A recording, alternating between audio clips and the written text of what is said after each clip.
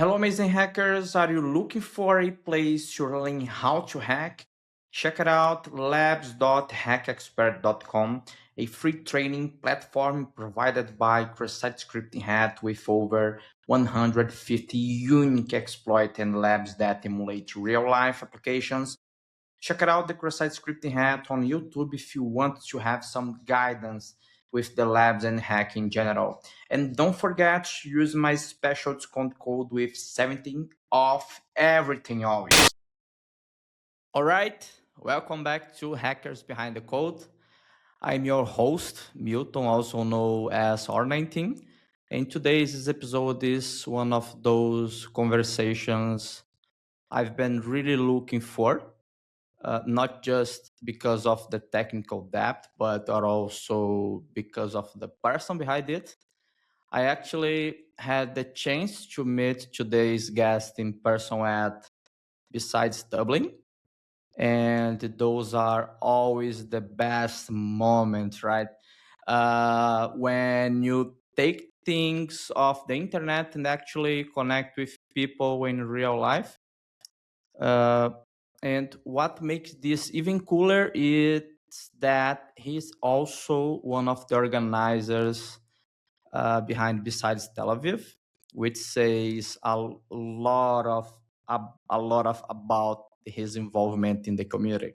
So today I'm joined with by Gili Yankovitch, right? I don't know if I pronounce yet. Gili Yankovitch. That's awesome. Yankov, okay, great. He is security researcher, entrepreneur, embedded security expert, and currently working on runtime security at Upwind. And he is founder of Nyx Security. Nyx, that's okay. It's right as well. Yeah, that's true. Yeah. Okay. Yeah, we can talk about it later. Okay, for sure. And co-founder of Simplify, that was acquired by Checkpoint. So yeah, a lot of real-world experience break systems and building them. Julie, man, that's really good to have you here. I really appreciate your time, and please introduce yourself here to everyone. Oh, wonderful. Thanks, Milton. So I'm Gili, currently 35, the last I counted. I live in Israel, and I've been doing embedded cybersecurity for the past 16 years.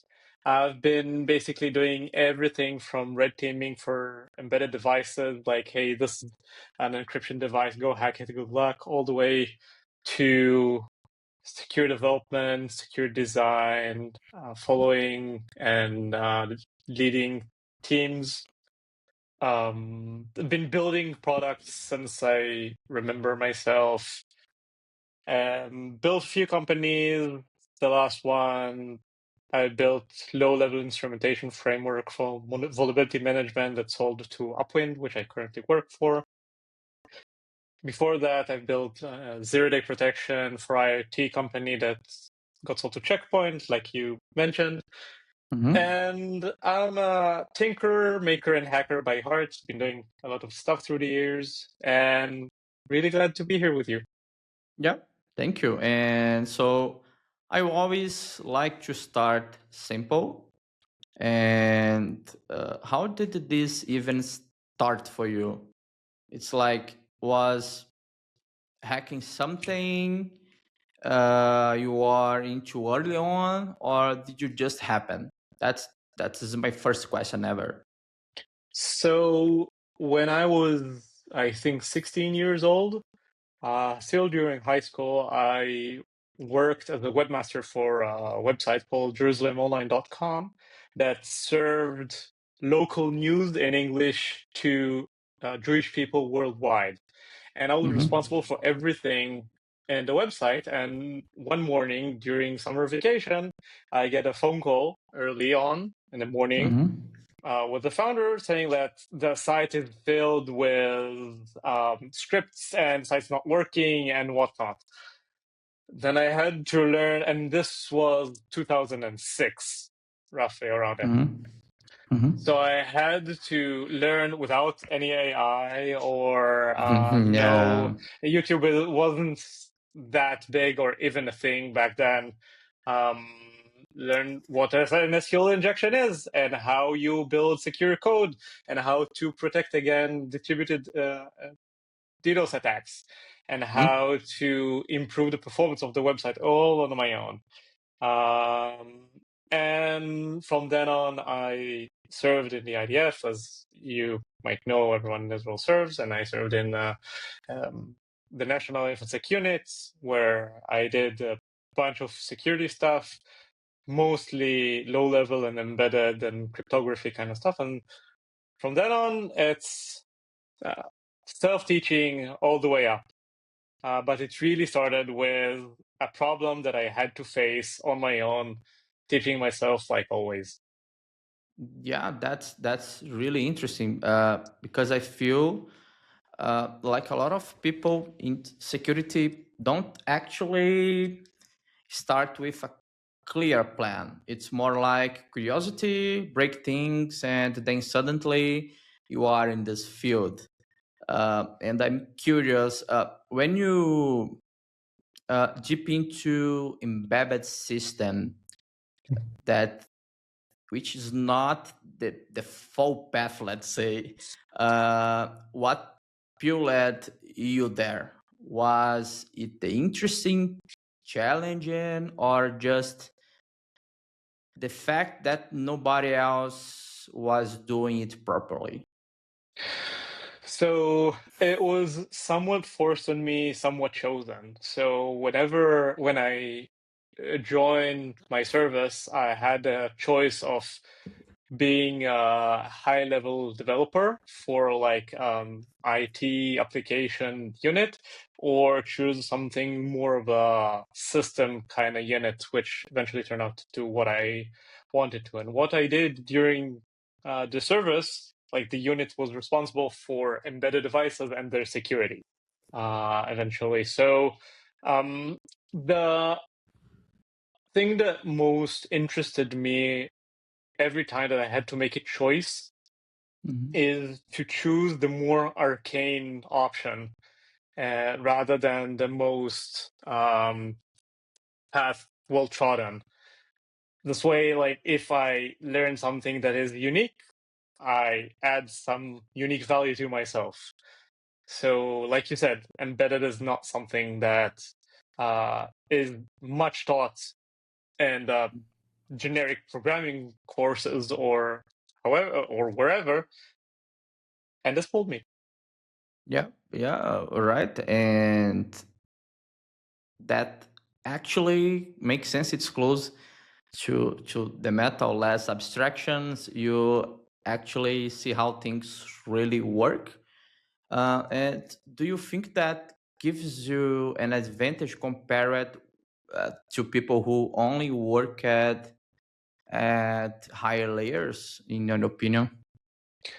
Um, I would say that the advantage comes from thinking on the more fundamental level rather than you could say that it's different from developing for high level applications.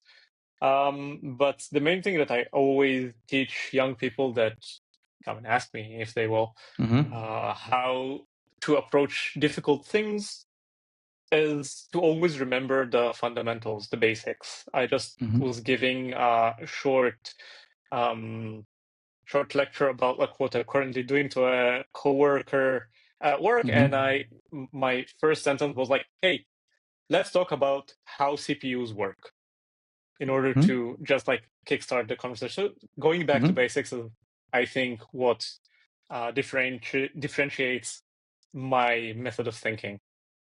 Yeah, that's awesome. Something that I've been thinking about a lot. Basically, we talk about cloud, AI, SaaS, but underneath all of that, we still depends on embedded system. And honestly, most of them are insecure. Uh, my question for you is one of the questions. Of course, I have a lot of questions for you here. Uh, why is that still the case? This is my interesting question for you. Oh, that's a loaded question. Like I built a company on this. Yeah. So when we started Simplify, our premise was like building an embedded device is hard. Like in when you build a cloud application, you just like Docker file from whatever, run. Whenever you're building an embedded device, like something physical in the real world, there are a lot more variables that you need to keep in mind when you're building this device. And whenever you're building a router or an IP camera or a drone or whatever, you need the expertise of this market. You need to be able to understand how to make things fly, or to take photos really quickly, or to network packets really well. So the domain of expertise takes a lot of time for you to develop the product, and security is kind of left out as something that you must invest a lot of time in, but unfortunately, you might not have it when you need to bring a product to market. Our value proposition was, hey, you know how to make your device the best that you can, that there is. Let us bring you the best security there is to your device. And together, we can provide not only the best device, but the best secure device, because it takes Yeah. an expertise that people don't have. Yeah, this is that for me that's really a big challenge. Then it's a part. It's feel like of the problem. It's basically we optimize for shipping fast, not building securely. And when you look at IoT, it's even worse. Device with no updates, weak firmware, exposed interface. Uh, do you think we are just in building a massive attack surface without to realize it? Yeah, so just like you said, when you're building an application, like Mhm. you don't have to think about supply chain, how you provide the software to your build. Like it just comes over HTTPS, it's already encrypted, Mhm. it's signed, you have a bunch of signatures from the repository, you have hashes and whatnot. When you're building an IoT device and you want to provide a functionality of a secure update, you need to think about so many things. You need to build the cryptography suite, and you need to build the channel to provide the images with, and you need to build the update subsystem, and you need to build the secure boot, and you need to make sure that your hardware is well designed to handle the secure boot. There are so many things that you need to go through to just catch up to cloud Mhm. applications that you have already have boilerplate stuff, frameworks that does that for you. That's secure enough. When you log into a website, you don't think about whether it's secure or not, or someone can sniff your network. You just like your browser already prepends the HTTPS Mhm. to your address. When you're Mhm. sending something over the network through with an IoT device, sure you can use this, but like you need to make sure that you have OpenSSL or WolfSSL or Embed TLS, the right version that you need for your embedded device, and to enable the protocols and whatnot. As I Mhm. continue my sentence, you see that there Mhm. are a lot of things you need to take into consideration that are not like are trivial and already there on cloud applications, where you need to actually think about them when you're building an embedded device. Yeah, and then for me, the scary part, these systems are not just apps, they are infrastructure, cars, hospitals, industrial systems. So when something breaks here, it's not just data, it's real world impact. Um, and have you ever seen something during your research that made you think, okay, this actually is danger? Wow, there are a lot of examples. In farther past, I can talk about like amazing exploits, like Stuxnet. Like it's this is Mm-hmm. the real life the exploit that we all know of. That's amazing. Mm-hmm. But even Mm-hmm. on recent kind of things, I have to shout out like a good friend of mine that right now he works for NVIDIA, but he worked back then for a checkpoint, and he did amazing research. Yalitkin, that if you look up his research during that time, he hacked DSLR cameras with ransomware and hacked fax machines over the wire, over the phone wire, to take control over the device and then hop onto the network. These Oh. things are really complex to exploit, but once you have it, you practically won, because these things are not often patched, and all the stuff that Mm-hmm. you always hear about IoT devices. Mm-hmm. Yeah, that's usually it's a nightmare. Yeah, Yeah, it is. that it's exactly the kind of thing people don't think about. And let's talk about startups.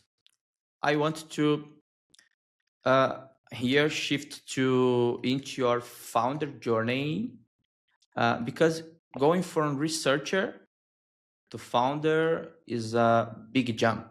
Uh, and what made you start your business, Nyx? Was there a specific moment where you thought these problems needed to be solved? Wow, it's a long story. Yeah, you take your time. You have a time here. Yeah. Right off the bat, when I finished my service, I didn't go to work as an employee at any kind of company. I Mm-hmm. started Nyx right out. Actually, Nyx is the company that I own since I'm 16 years old. It was like was been Mm-hmm. dormant during my service, and when I finished my service, I started it up back again and did a bunch of contracting job, like consultancy work for both defense industry as well as like customers here locally and abroad. A lot of work for hire stuff I did. I worked for 2 years in the automotive cybersecurity industry, but this always was because I wanted to have control over my time and to build something of my own. There are two Mm-hmm. things that are really important to me. Mm-hmm. And over the course of, I think, like a few years, I wanted to build a product that is the epitome of my expertise. Like, I came fresh out of service, like, I know how to protect IoT devices. I know what the problems are, and I know how to solve this problem. And Mm-hmm. I met a friend of mine from my service, Yali. Mm-hmm. He is always also was in my unit in my branch, Mm-hmm. and we said, "Hey, like we both have the same skill set. Let's build something that actually solves this." And the role was tough.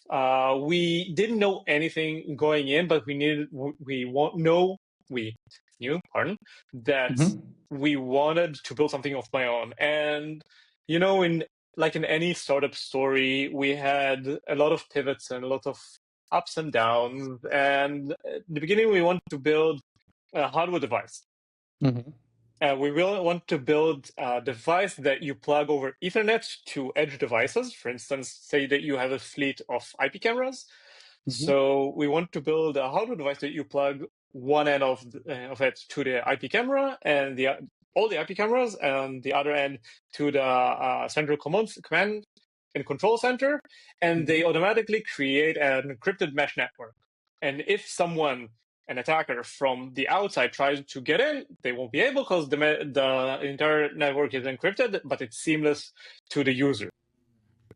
Unfortunately, building a hardware startup is really hard, specifically here, specifically as a 26-year-old kid. Mm-hmm. And by this time, we met our business partner that became our CEO along the lines, and we pivoted. We pivoted to a software solution. We said, like, hey, we know all the software malades of IoT devices. Let's just create something that is plug and play that will solve them. So essentially, what we build a software suite that is sold to IoT vendors that essentially blocks zero-day attacks, both known and unknown threats. We do this by having a bunch of mechanisms, both higher level ones as well as really low level assembly, rewriting on the fly kind of stuff. And we sold it to like we had a few customers, and by November 2019, we had we had a term sheet, and we decided to sell it to Checkpoint. There we started building the product inside the corporate. But all along, what led me is that I know what I want to build product wise, and I want to build it. I want to be the brains behind the technology. I want to solve difficult problems. And this keeps leads me to my next and subsequent adventures. After I finish my time at Checkpoint, I want to do something else, and I want to solve another problem, which led me to what I'm doing today, which is low-level instrumentation framework uh, for cloud applications. But everything, what led me every time is me wanting to solve a difficult problem, and the only way that I could do this is by creating my own company. There are a lot of other issues that I had to deal with on the business side, on the marketing side, that I've learned a lot throughout the time that whenever you're starting a company or a startup, they are as important, if not more important, the technology side. But my passion lies in solving hard problems. Yeah, and building, I can imagine that building security it's already hard, but building embedded security that's even hard. And okay, what's the biggest challenge, technical or actually maybe convincing people that the problems matter? So I have like one difficult challenge that we had to face, technically speaking, yes. Mm-hmm. Or maybe, or maybe to try to convince people. I don't know, because sometimes Hmm. you have a technical problem that you, as a genius, can resolve really easily. But sometimes, for example, you have problem with people that don't understand that this is a problem, and you need to convincing people that the problems matter. Yeah.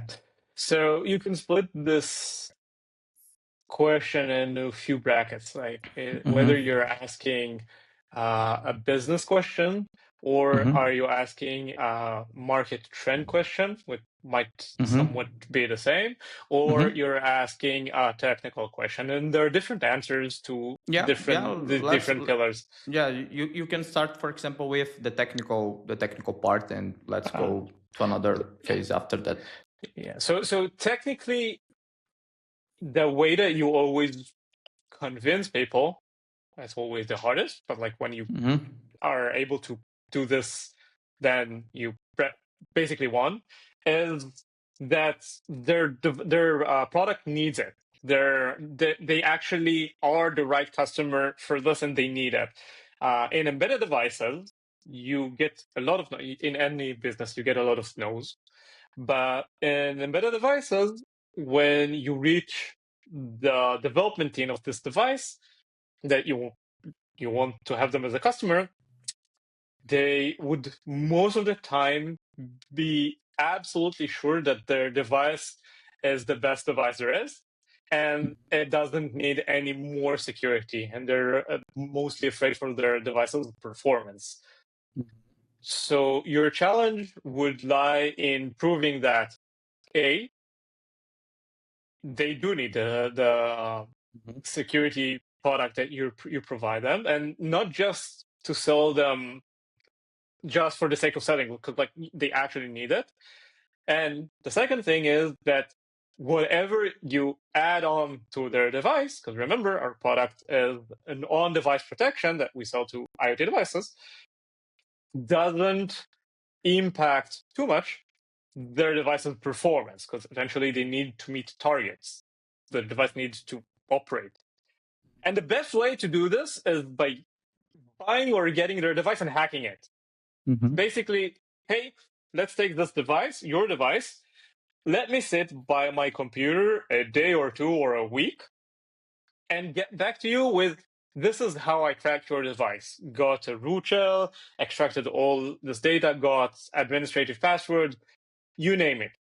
The Mhm. upside is that you can paint the picture that you want. You can set the scene however you wish. The downside of this is that you like in any research project, you never know if you can succeed because it's a black box.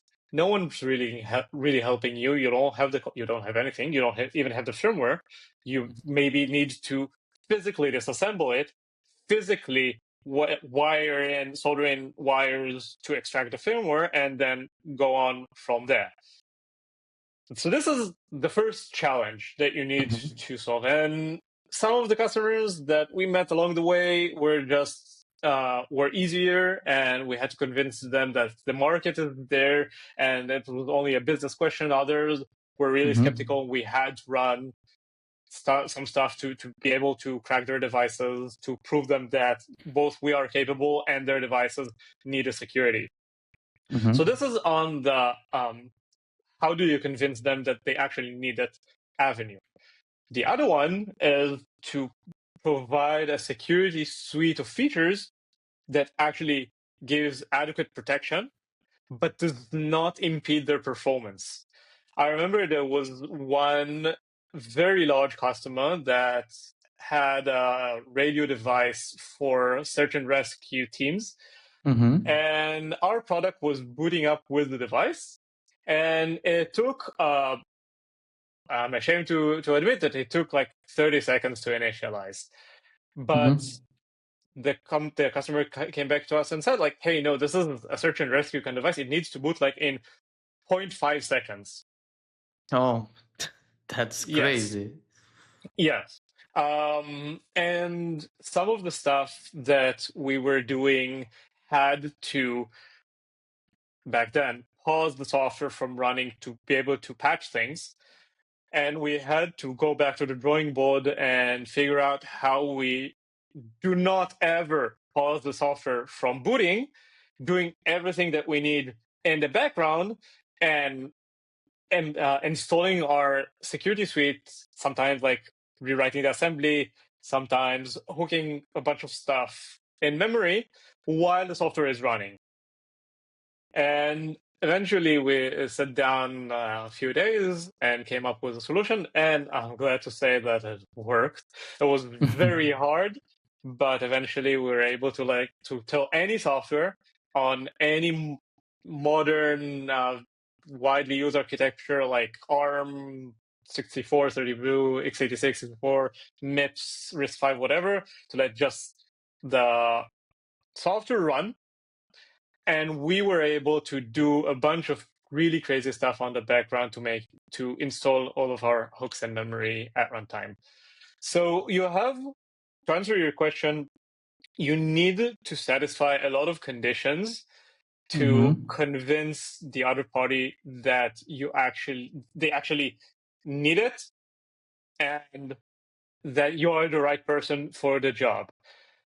Unlike cloud security, which is, let's say, huge is an understatement word for a market. embedded security is the very big market, but with a lot of market education needs to take place. Maybe the coming age of AI for robotics is something that will spark this again, and robotics manufacturers will understand and know that they absolutely know that they need something for their AI. Mm-hmm. With this, always comes along traditional embedded security, and maybe traditional is not the best word, but like you eventually, even in AI software, is a bunch of programs with files, processes, Mm-hmm. network Mm-hmm. communication, and whatnot. So, like I Mm-hmm. said before, you always go back to the fundamentals. Yeah, that's really interesting. And I take a lot of notes here, and because security it's always reactive. People care after something goes wrong, and then with let's say with simplify getting acquired by checkpoint. How did that experience change your perspective? Do you think uh, startups to succeed more because of innovation, executing, or maybe timing? Wow, that's the $1 million. That's the Yeah, $1 billion question, actually. for sure. Um, my uh, my cheating answer would be all of the above. Mm-hmm. However, you can be. I've learned maybe this is not the best answer that you would like to hear, but you would need the best, not marketing, rather like being able to sell kind of skill, like you Yeah. being the best salesperson that you can be with very good executioners behind you, because you need to be able to, like we said, you need to educate a market. This is a bad case, but like it happens and people succeed in this. You need to swim in a red ocean. Yeah, for instance, cloud security. And you need to convince people that you're the right man for the job. And to do that, you can do that in many ways, either proving technically that you are better than the competitors. This is why you do a proof of value, proof of concepts kind of with customers. But the question even starts Mm-hmm. even if you go back to the process of customer acquisition. Like you need Mm-hmm. to get a seat at the table first, and for this you need to have a very good story. You need to have a story that attracts people, to have them listen Mm-hmm. to you, to make them say, hey, all right, this is something that I haven't heard before, and it might be worth my time and effort and eventually Mm-hmm. money. Yeah, for So sure, have for so sure. have a good story. Yeah, that's great, and I really agree with your thinking. Uh, Now, uh, I need to know something that for me that's really interesting. That it's runtime security. Now, this is something I really wanted to explore. That is runtime security because I feel like a lot of people heard the term but don't really understand it. So, how would you explain it in a simple way? And if it's possible to explain it a simple way. I would say, because these days everyone comes up with their own terms to whatnot, but I would say that like it's about what happens at real time. Like say that you have a software, because like Mm-hmm. security is for software, Mm-hmm. for hardware as well. We can talk about that later. Mm-hmm. But your security for runtime is being able to see, understand, and protect things that happen live. It's not, like if you take the absolute opposite of this is like agentless security, you see logs, you see configuration. It's like you can look at this at your convenience and give suggestions or fix configurations or You have a meddle time to with the think. cloud. Yeah, at real time, you always have to think about what's happening now at where I'm running. You will always have some runtime component, like an agent or a sensor, or however you would call it, running on the target that you want to protect. You listen to whatever the target you're protecting is doing. It's process operations, it's file operations, network operation, depending on what avenue of application slash runtime security you focus on. And then you need to react immediately. Things like concurrency or inlining or synchronicity are things that are really, pardon, are really important and paramount when you're building something that to do runtime security, because you need, for instance, a process reads a file. You need to get it, to get the event at real time, because like it might be the only time that it reads this file, and it might be the attacker that reads your passwords file. So you need to be there, and to have the appropriate rules or appropriate behavior. I heard that behavior is a bad word these days, but you need to think in advance like an attacker. Think whatever you would want to do to exploit a system, and then build something to listen on these events, and then react immediately, whether it's just capturing the data and alerting or building prevention mechanisms. And then you need to take it a step further. You need to think, how do you prevent it? It's like if you, for instance, want to protect your password file, do you blatantly deny reading this file? Do you allow it or kill the process? Or do you just alert a user? Like you have a lot of options, and it's really dependent on the use case. For instance, say that you build runtime security for a heart monitor. Yeah. Do you reboot the device if you detect an attack? I'm not sure. For Yeah.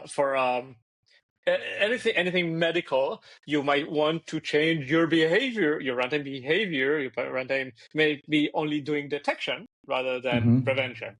On other things, like you run a security feature on a plane or on a drone or on a train or anything that is mission critical, you need to think about the use case. And it's not, there isn't a textbook of like if this then that, because it lives in the real world and there are real applications to what you're doing. This is embedded in the IoT kind of scene. In cloud security runtime, you also have, it's more generic, but all the live decision, real time kind of hooks that you need to set. You need to be there to be able to listen to what the application does, to be able to say like, hey, this looks suspicious, alert, prevent, or whatnot. And this is what runtime is, at least to me, being there at real time. Yeah, that's great way to put it, because historically security has been, as you said, find vulnerabilities, pat them, block no attacks, but runtime is feel like let's observe what actually happening. Uh, do you think this is the shift from trying to stop attackers to actually understand the system in real time? Definitely, attacks get more complex. So if you get there to getting evidence of an attack earlier, then you get the upper hand.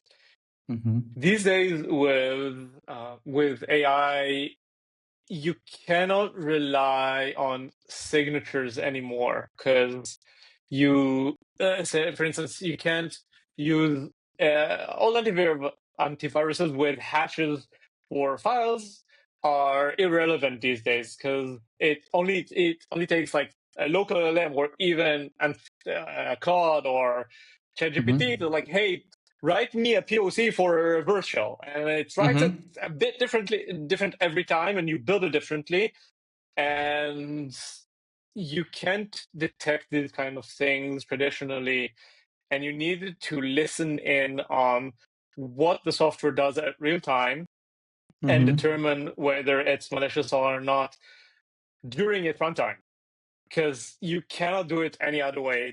You go back Uh, to behavior.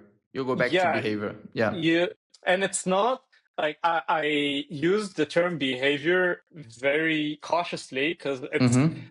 not that there is an AI model that tries to listen in on what's happening and then Mm-hmm. decide. You need to be the one that builds. But I believe in deterministic methodology to say like, hey, I want to stop this suite of attacks. You like ransomware. How every ransomware works. It scans the file system, looks for specific file types. It then calls specific encryption functions or implements it itself. But like you try to fingerprint the how a software behaves and writes your security mechanisms accordingly, rather than obviously having like very static hash-based signatures, or on the other hand, have an AI model that can decide for you. Because like the first one is irrelevant today, and the other one is not quick enough. Mm-hmm. Yeah. Yeah, that's interesting because it's almost like moving from static defense to dynamic awareness. Um, do you think this approach basically scales better in the modern environment? Um, yeah, because you can allow yourself a little bit more in terms of compute. Like if you would Mm-hmm. take it, if you would have done whatever you're doing today in terms of front-end security like 15 years ago, you wouldn't have the performance capacity to run these things. You don't Mm-hmm. wouldn't have the, and even today you don't. But you back then you didn't have the overhead. But on the tooling side, on that's the other side, like rather than performance, you wouldn't have the tools. These days you have a lot of tools that allow you to do this that have gone into specifically a major Linux nerd, obviously, into the Linux kernel. Things like eBPF, for example, Mm-hmm. is something that wasn't there just in the past. eBPF has a very long history, but Mm-hmm. quite a short one when it comes to hooking anything that you could ever dream of. Mm-hmm. And it's not only if to answer your question in a couple of points, it's the Mm-hmm. performance and the tooling that has improved over Mm-hmm. time. Yeah, and I really agree. I really agree with that. And we already talked about a lot of things, but we have to talk about AI as well, because Of now course. it's everywhere. And honestly, there is a lot of noise. And uh, this is another question for you, of course. I have all the time I'm making questions Sure. because Uh, when I have opportunity to basically stay with people that because okay, let me explain you basically the main objective of this podcast. We have a lot of people that listen this podcast, hackers, people that are not hackers, and a lot of kind of people listen to this podcast, and then sometimes they basically try to do questions that uh, can be not only for me but more for my audience, of course. and uh, from your perspective, what are people getting wrong about AI and security? That it's, again, just a software. Mm-hmm. Eventually, it's bits of code that's running in through a probabilistic algorithm, but it's Mm-hmm. just software.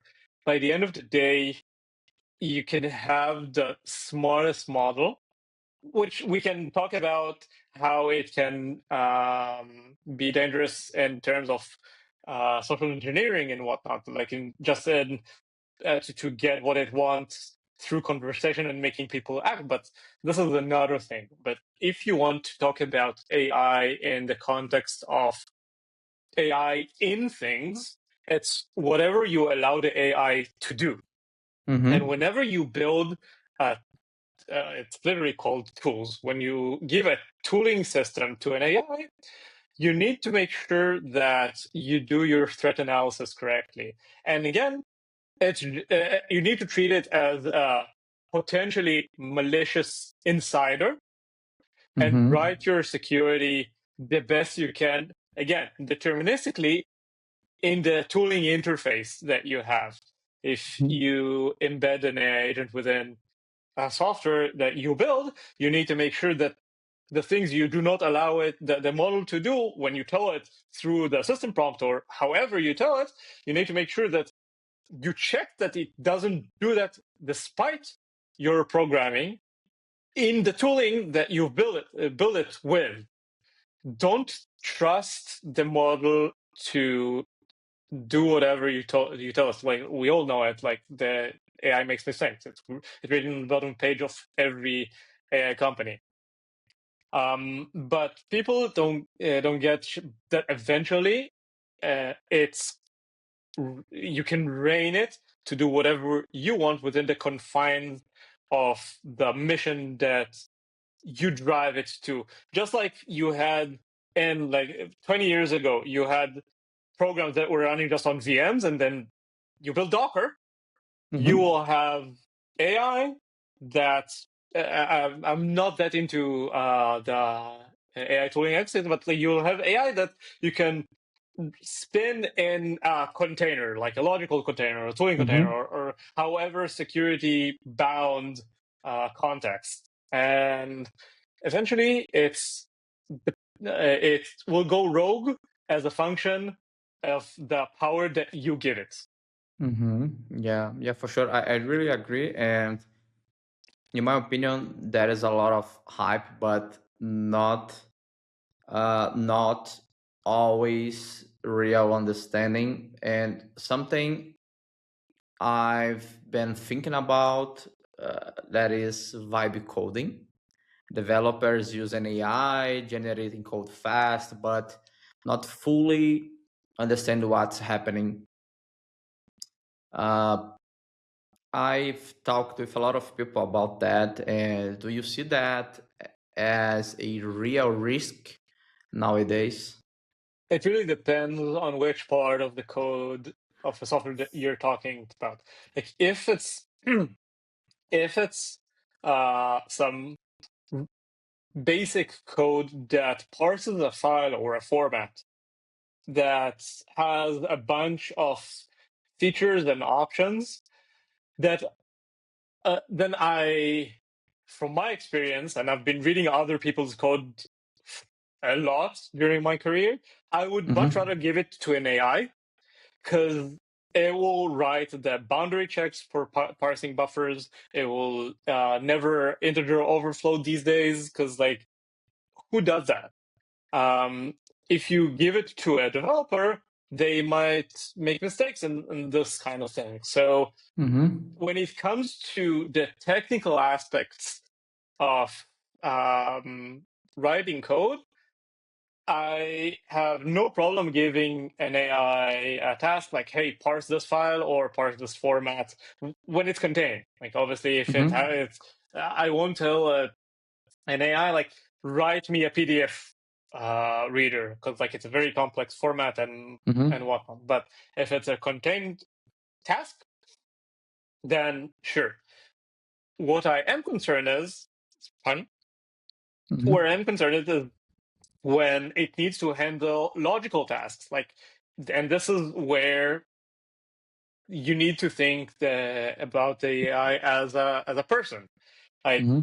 there might be logical fallacies that it might take. For instance, if you implement a logical protocol, you need to make sure that it behaves as you expect it to, and the model can maybe highlight that something might be weird in some edge case, but you need to be the one that decides, hey, this is how the protocol looks like, and this is how it should behave, because there are no rules to building logic. If someone will be able to build a company that gives that solves the security problem, the security issue of logical bugs, in my opinion, it will be the most profitable company ever. Mm-hmm. But it's impossible, because logic depends on what you want to achieve. Yeah. Therefore, I would be more cautious and more like vibe code away. Sure, how much you Mm-hmm. want, just be careful with what you push to production and read whatever it spits out. Yeah, and I think this that is the scary part. We are increasing speed, but maybe decreasing understanding.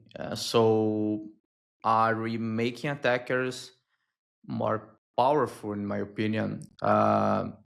And do you think that, or I don't know, just making mistakes happen faster? Do you know that for me? Okay, so we are making attacks more powerful, or just making mistakes happen faster? I think I think that if you will find a vulnerability that an AI, like a low level vulnerability that AI has introduced to a code, you will find it everywhere that with the same kind of thing.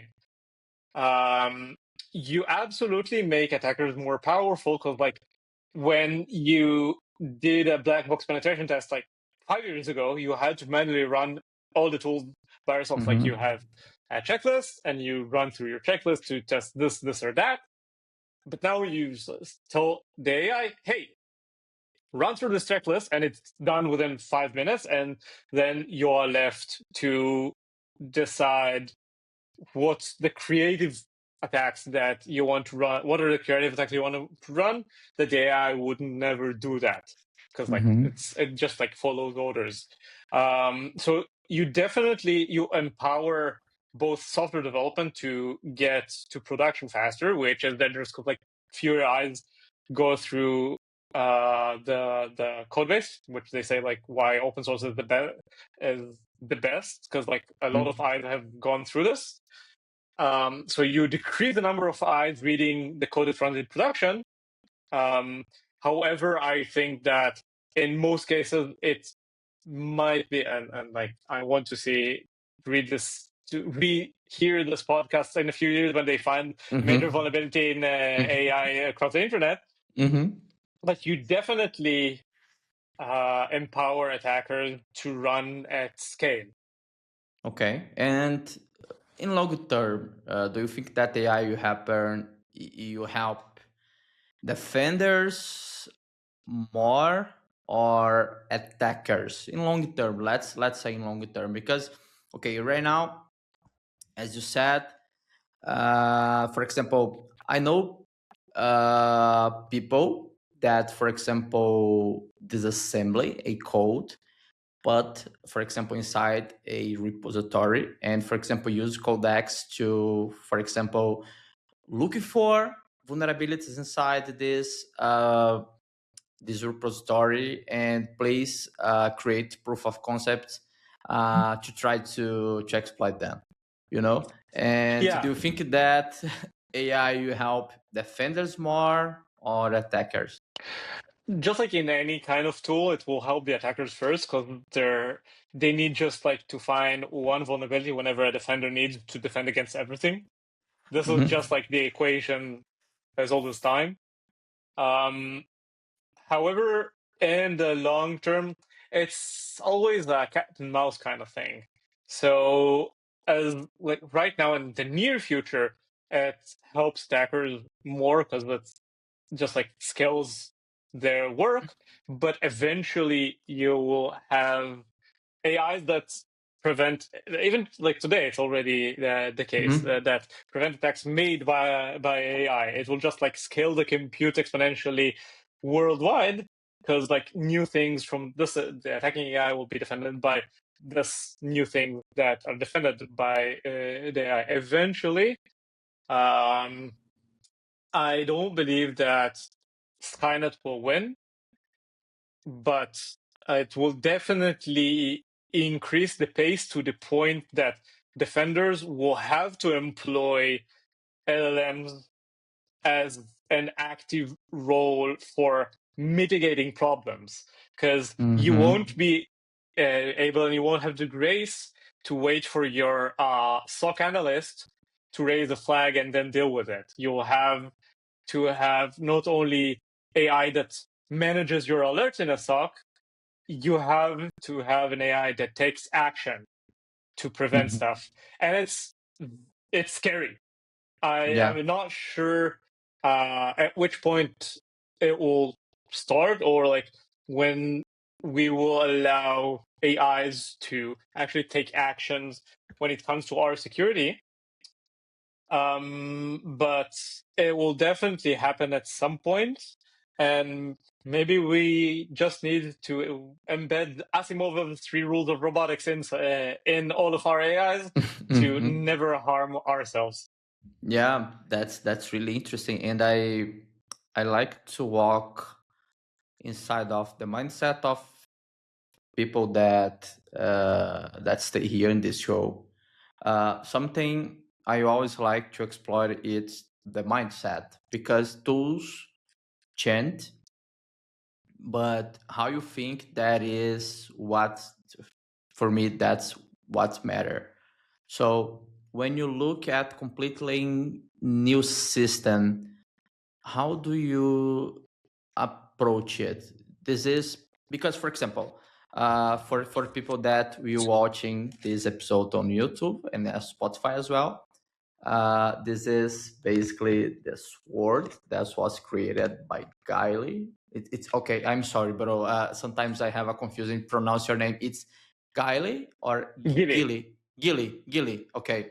I'm sorry, people. All the time, for example, I already talked It's with all a right. lot Sure. of people here that It's the name tough. for me, for me, that's really hard to pronounce.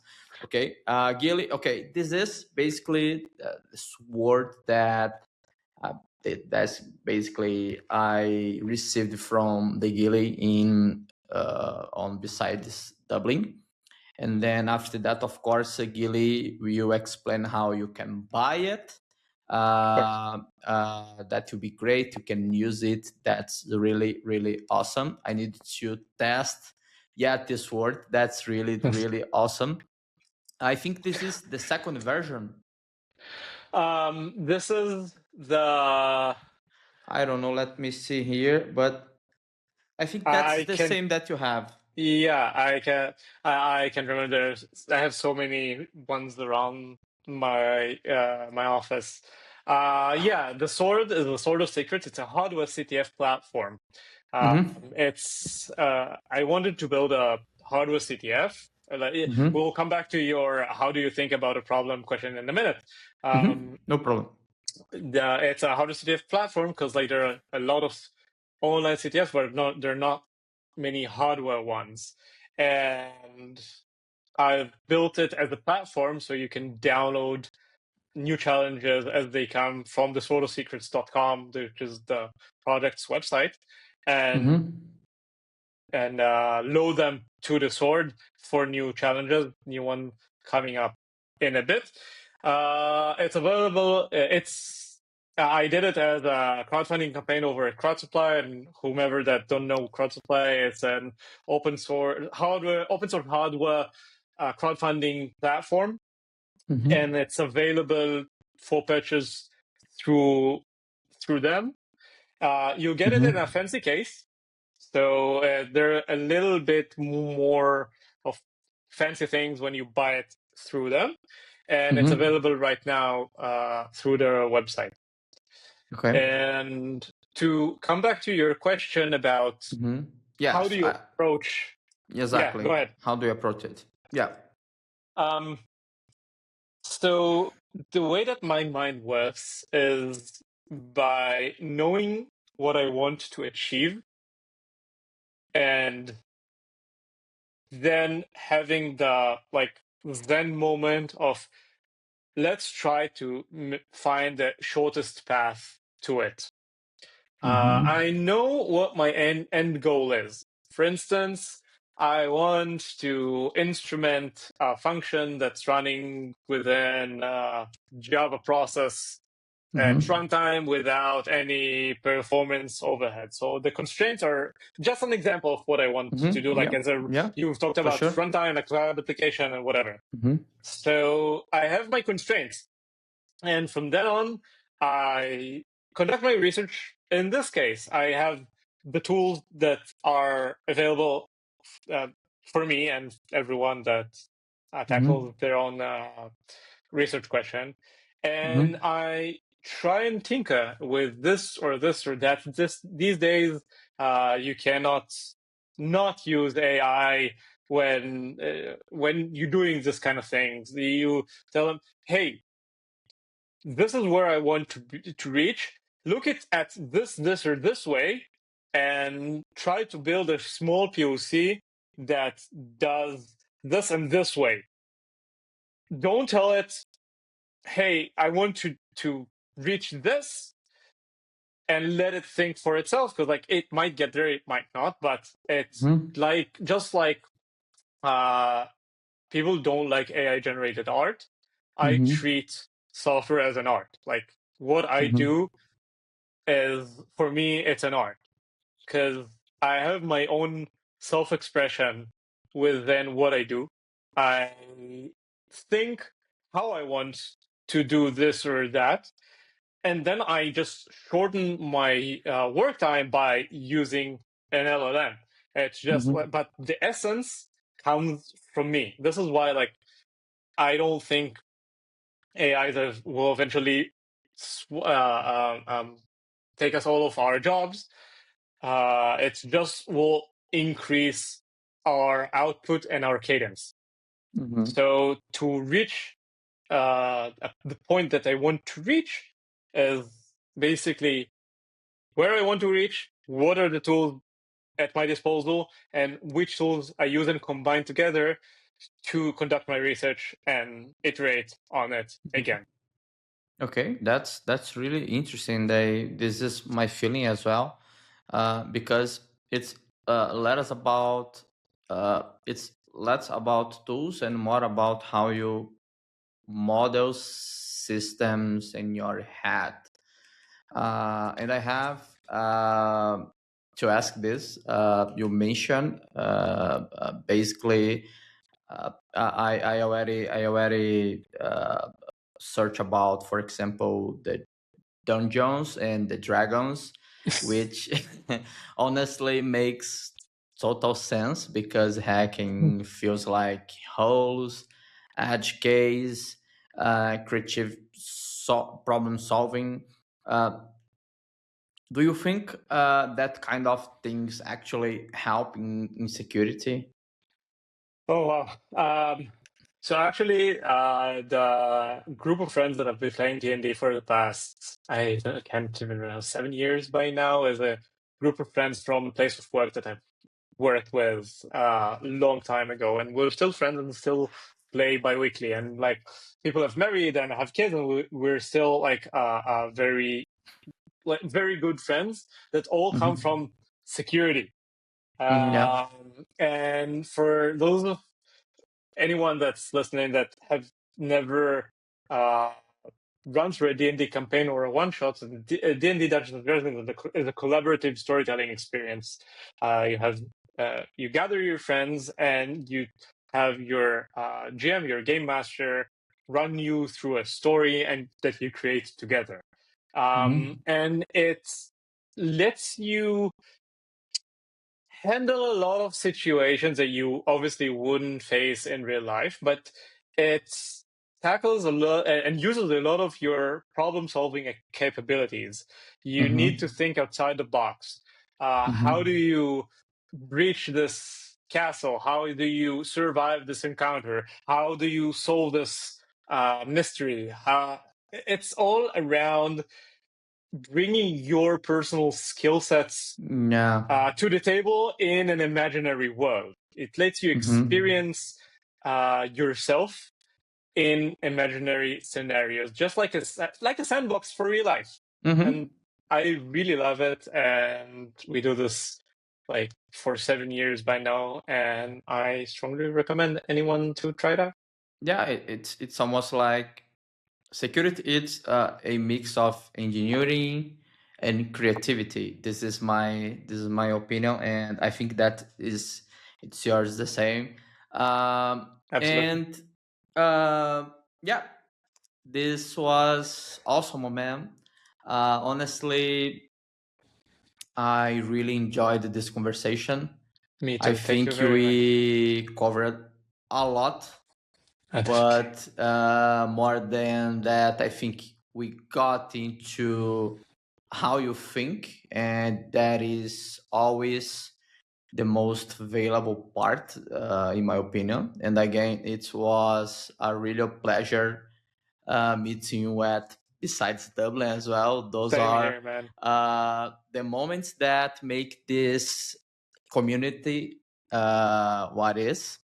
And a big respect for what you are doing with besides Tel Aviv. And big respect to you too for this Yeah, podcast. yeah, thank you so much. The kind of works for me, it's matter more than people realize. Uh, Gili, thank you so much for coming on the show. I really appreciate your time and the Thank you, Milton. conversation. And do you want to say something for our audience now? Uh, Stay humble, stay hungry. Yeah, that's great. Really, really great. I really agree with that. All right, guys. If you enjoyed this episode, make sure to follow us on Spotify, YouTube, and r19.io and stay curious. Keep hacking and see you in next episode. But before that, Gili, where you people can find you? They can find me on X, Gili Yankovitch on LinkedIn. Um, I try to remember, and on gilly.dev, which is my 90s kind of website spin-off. Okay, that's great. And please, again, stay curious, keep hacking, and see you in the next episode of the R19.io podcast. Bye, Gili. Gili. I'm sorry.